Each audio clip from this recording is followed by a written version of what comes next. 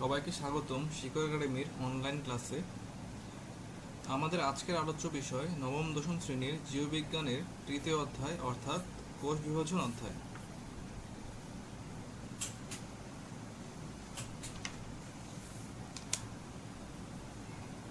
তো শুরু করা যাক আজকের আলোচনা। কোষ বিভাজন। সবার প্রথমে আমাদের জানতে হবে কোষ সম্পর্কে। তো কোষ হচ্ছে জীবদেহের গঠন ও কাজের ক্ষুদ্রতম একক।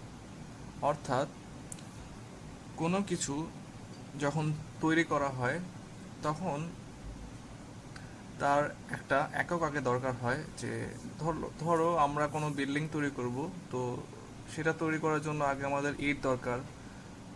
তো একটা একটা ইট একটার উপর একটি বসিয়ে তখন আমরা একটা স্ট্রাকচার তৈরি করতে পারি। ঠিক তেমনি কোনো জীবের দেহ গঠন করতে হলে আমাদের সবার প্রথম দরকার কোষ। তো কোষ ছাড়া কোনো জীব দেহ আসলে দেহে অসংখ্য থাকতে পারে, আবার কোনো কোনো জীবের দেহে একটি মাত্র কোষ থাকে। তো যেমন এমিবা। তো আমরা কোষের উপর সংখ্যার উপর ভিত্তি করে জীবকে দুই ভাগে ভাগ করতে পারি। এক ধরন হচ্ছে এককোষী জীব, আর অন্যটি হচ্ছে বহুকোষী জীব। তো বহুকোষী জীব আমাদের চোখের সামনে অনেকেই দেখি আমরা, যেমন মানুষ নিজেই বহুকোষী জীব, অসংখ্য অসংখ্য কোষ মানব দেহে। বিভাজন কি? আর কোষ বিভাজন হচ্ছে এমন এক ধরনের প্রক্রিয়া যেখান থেকে একটি কোষ থেকে জীব দেহে দুইটি অথবা চারটি কোষ সৃষ্টি হতে পারে।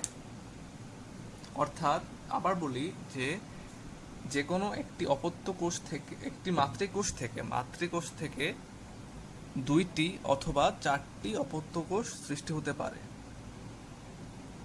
এবং এই কোষ বিভাজনের মাধ্যমে জীব দেহে অসংখ্য কোষের সৃষ্টি। কোষ বিভাজনও তিন ভাগে ভাগ করা যায়। কোষ বিভাজনকে তিন ভাগে ভাগ করা যায় বলতে মানে যত জীব আছে পৃথিবীতে, তো এই জীব দেহের যে কোষ বিভাজনগুলি হয় সেগুলোকে আমরা তিনটি ভাগে ভাগ করতে পারি। তার মধ্যে প্রথমটি হলো অ্যামাইটোসিস, দ্বিতীয়টি হলো মাইটোসিস, এবং যেটা লাস্ট সেটা হলো মিওসিস। তো আমরা এই তিনটি প্রকারভেদ সম্পর্কে বিস্তারিত আলোচনা করব এই অধ্যায়। প্রথমেই আমাদের জানতে হবে অ্যামাইটোসিসটা কি, তারপর আস্তে আস্তে আমরা মাইটোসিস এবং শেষে আমরা মিওসিস সম্পর্কে জানব।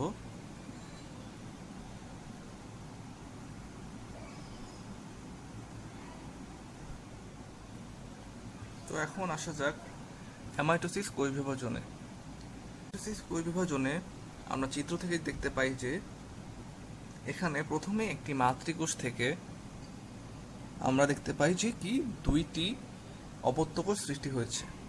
তো এই প্রক্রিয়াটা আমরা চিত্রে ভাগ ভাগ করে দেখতে পাই। তা হলো যে প্রথমে মাতৃকোষটি গোলাকৃতির থেকে চ্যাপ্টা আকৃতি ধারণ করে এবং তারপর মাঝে এক ধরনের খাঁজ সৃষ্টি হয়। তো সেই খাঁজ থেকে এই খাঁজ থেকে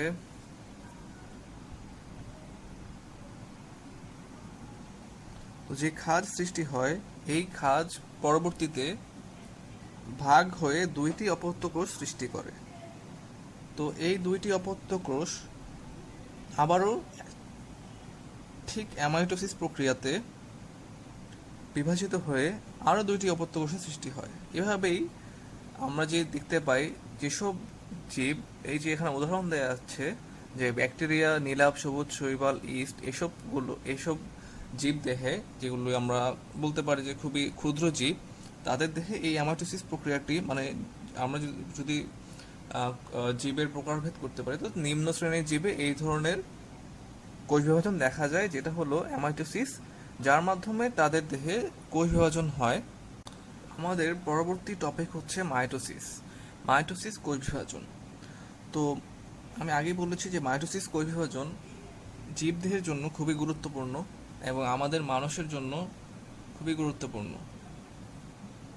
তো এই মাইটোসিস কোষ বিভাজনটি কি আসলে? এটি হচ্ছে এমন একটি কোষ বিভাজন প্রক্রিয়া যেখানে কোষ থেকে ধারাবাহিক প্রক্রিয়ায় দুইটি অপত্য কোষের সৃষ্টি হয়। তো এখানে কি বলা হয়েছে যে দেখা যাচ্ছে, আমরা দেখতে পাচ্ছি যে এখানে বিভাজন প্রক্রিয়ায় নিউক্লিয়াস এবং ক্রোমোজোম উভয়ই একবার বিভাজিত হয়। উভয় কি একবার বিভাজিত হয়? মাইটোসিস কোষ বিভাজন আমরা এটা দেখতে পাই যে মাতৃকোষের যে ক্রোমোজোম, তার যে সংখ্যা, তার গঠন, তার গুণাগুণ ঠিক সেম থাকে হলো আমাদের অপত্য কোষে, অর্থাৎ মাতৃকোষ থেকে যে দুইটি অপত্য কোষ সৃষ্টি হয়, তাতে যে ক্রোমোজোম, সেটা মাতৃকোষের সাথে মাতৃকোষের ক্রোমোজোম সংখ্যার সমান, এবং যে গঠন, যে আকৃতি, সবই ঠিক মাতৃকোষের মতোই। তো এই কারণে এটাকে বলা যেতে পারে মাইটোসিস কোষ বিভাজন আরেকটি নাম হচ্ছে কি সমীকরণিক কোষ বিভাজন। অর্থাৎ এখানে সমীকরণিক কোষ বিভাজন বলতে বোঝানো হয়েছে যে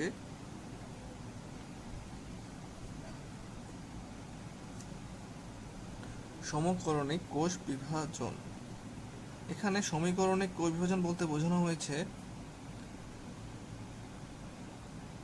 যে মাতৃকোষের যে ক্রোমোজোম সংখ্যা, তার সমান হবে কি অপত্য কোষের ক্রোমোজোম সংখ্যা। দুইটি অবশ্যই সমান হবে মাইটোসিস কোষ বিভাজন প্রক্রিয়াতে। তো এই কারণে আমাদের বলতে হবে যে এই কোষ বিভাজনটি হচ্ছে সমীকরণিক কোষ বিভাজন।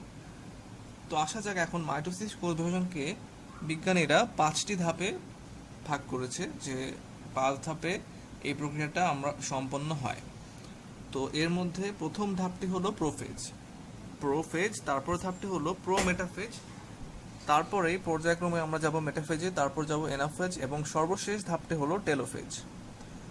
এই 5টি ধাপ সম্পন্ন হয়ে আমাদের টোটাল যে মাইটোসিস প্রক্রিয়াটা, তা আমরা দেখতে পাবো কিভাবে হচ্ছে।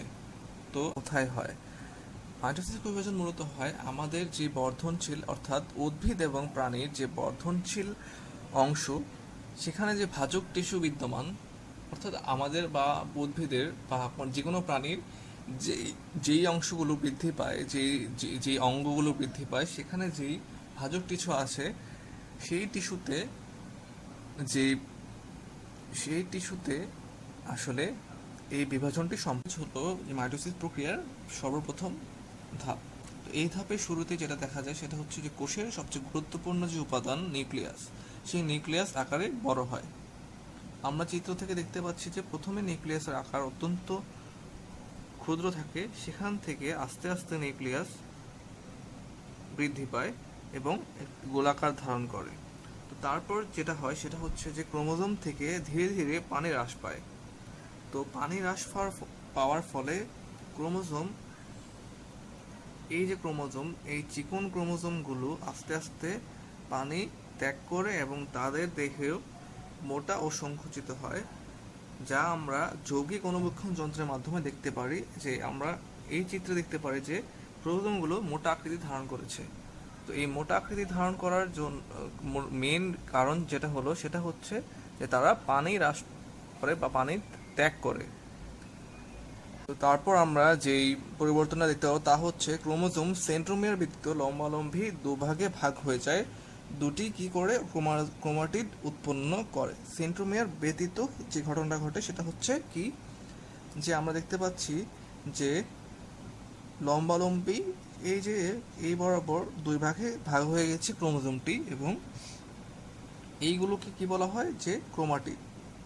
এই দুটি করে ক্রোমাটিড উৎপন্ন করে, দুই ভাগে ভাগ হয়ে, এবং নিউক্লিয়াসটি তখনও থাকে। প্রোফেজে নিউক্লিয়াস সবসময় থাকে এবং ক্রোমোজোমগুলি কুণ্ডলিত থাকে, যার ফলে কি সংখ্যায় গণনা করা যায় না।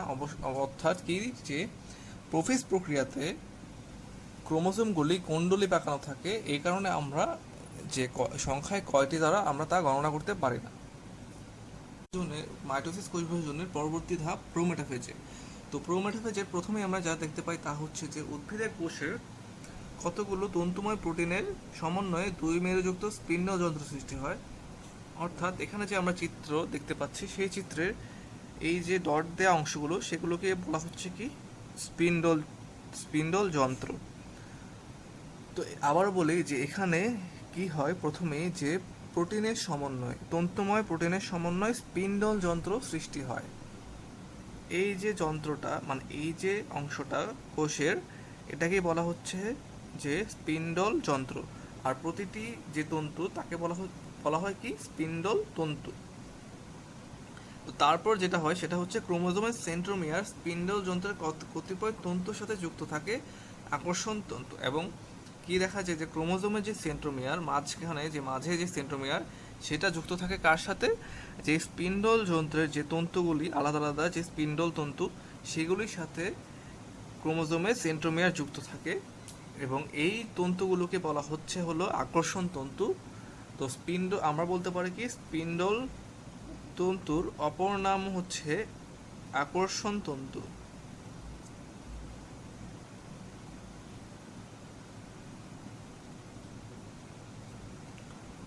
তো প্রোমেটাফেজের শুরুতেই যেটা হয় সেটা আবার বলি আমরা, যে কি হয় প্রথমেই কতগুলো প্রোটিন তন্তুময় প্রোটিনের সমন্বয়ে দুই মেরু যুক্ত, এই দুটিকে বলা হয় মেরু। এই দুই মেরুর যুক্ত একটি স্পিন্ডল যন্ত্রের সৃষ্টি হয় কতগুলো তন্তুর মাধ্যমে। তো এই স্পিন্ডল যন্ত্রের কাজ হলো কি, এই স্পিন্ডল যন্ত্রের কাজ হলো যে ক্রোমোজোমের সেন্ট্রোমিয়ারকে ধরে রাখা। তারপর আমরা এই চিত্র থেকে দেখতে পাচ্ছি যে ক্রোমোজোমগুলো কোথায় অবস্থান করছে। তো বলা হয়েছে এখানে যে ক্রোমোজোমগুলো অবস্থান করছে বিষুব অঞ্চলে, এই স্পিন্ডল যন্ত্রের বিষুব অঞ্চলে। এই বিষুব অঞ্চলে ক্রোমোজোমগুলো অবস্থান করছে। যে বিষুব অঞ্চল কোনটা? বিষুব অঞ্চল হচ্ছে এই মাঝ বরাবর যে অঞ্চলটা সেটা হচ্ছে বিষুব অঞ্চল। এবং মেরু অঞ্চল কোনগুলো? মেরু অঞ্চল হলো এই দুই কোণাবর যে অংশটা, এটা হচ্ছে মেরু এবং এটা হচ্ছে আরেকটা মেরু। আর কি বলা হয়েছে এখানে যে নিউক্লিয়াসের মেমব্রেনের বিলুপ্তি ঘটে। নিউক্লিয়াসের মেমব্রেন বলতে আমরা কি বলছি? মেমব্রেন মানে হচ্ছে পর্দা, অর্থাৎ যে আমরা এই যে নিউক্লিয়াস, এই নিউক্লিয়াসের যে পর্দা থাকে, মেমব্রেন হলো পর্দা, এই পর্দার বিলুপ্তি ঘটে। তা কখন ঘটে? প্রোমেটাফেজের, মানে আমরা যে জানি যে মাইটোসিস কোষ বিভাজন প্রক্রিয়া 5 ধাপে বিভক্ত। তো এই 5 ধাপের প্রোমেটাফেজ ধাপে নিউক্লিয়াসের মেমব্রেনের বিলুপ্তি ঘটে এবং শেষে কি হয় যে প্রাণী কোষে স্পিন্ডল যন্ত্র সৃষ্টি ছাড়াও সেন্ট্রিওল বিভক্ত হয়ে দুই মেরুতে অবস্থান করে অ্যাস্টার রে বিচ্ছুরণ করে। তো এখানে আরেকটি কথা আসছে, সেটা হচ্ছে অ্যাস্টার রে। তো এই রেটা কোত্থেকে বিচ্ছুরণ করছে? এটা করছে হলো আমাদের যে স্পিন্ডল যন্ত্র সৃষ্টি হয়েছিল, প্রথমে আমরা এখানে যে বলেছিলাম যে স্পিন্ডল যন্ত্র, এই যন্ত্রের থেকেই আমাদের অ্যাস্টার রেটা বিচ্ছুরণ হয়। সেটা কোন কোষের ক্ষেত্রে হয়? সেটা হচ্ছে প্রাণী কোষের ক্ষেত্রে হয়। তো আমাদের আজকের ক্লাস এই পর্যন্তই। আমরা নেক্সট ক্লাসে যেসব টপিক সম্পর্কে জানবো তা হচ্ছে যে মাইটোসিস যে কোষ বিভাজন প্রক্রিয়া, তার যে বাকি 3টি ধাপ মেটাফেজ, এনাফেজ, টেলোফেজ, সেই সম্পর্কে আমরা জানবো। এবং সবশেষে আমরা জানবো যে মিওসিস সম্পর্কে, এটিও একটি গুরুত্বপূর্ণ প্রক্রিয়া জীবদেহের জন্য। তো এই সম্পর্কে আমরা জানবো নেক্সট ক্লাসে। তো আজকে এই পর্যন্তই, সবাইকে ধন্যবাদ।